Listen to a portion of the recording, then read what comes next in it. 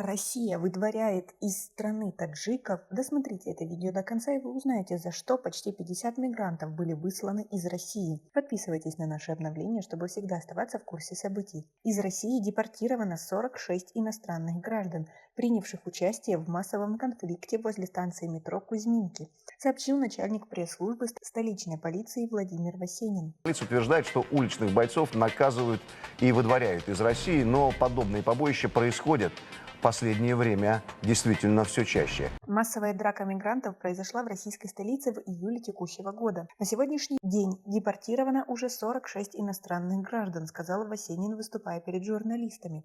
В скором времени выслан из России будет еще 41 мигрант. Представитель МВД пояснил, что по решению суда 87 человек помещены в Центр временного содержания иностранных граждан ГУ МВД России по городу Москве с сроком на 90 суток. В отношении них принято решение о неразрешении въезда в Россию и сокращении срока их пребывания на территории страны. Формально скандал исчерпан, но есть вопросы. Как такое вообще могло произойти? Почему происходит периодически то там, то сям? Почему Кузьминки в этот раз? И что предпринимается в России для социальной интеграции иностранцев? И предпринимается ли вообще? Как вы относитесь к такой ситуации? Свои ответы напишите нам, пожалуйста, в комментарии. Против 8 участников драки возбуждены уголовные дела по статье «Хулиганство». Напомним, что массовая драка мигрантов произошла неподалеку от станции метро Кузьминки на юго-востоке Москвы. Инцидент случился в ночь на 13 июля на Зеленодольской улице, и в драке приняли участие от 50 до 200 человек. На самом деле, я думаю, просто как совпало.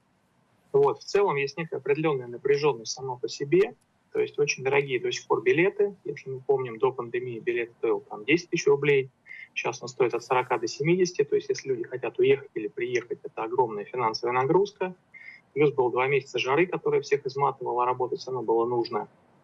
И я думаю, что просто это некая череда совпадений.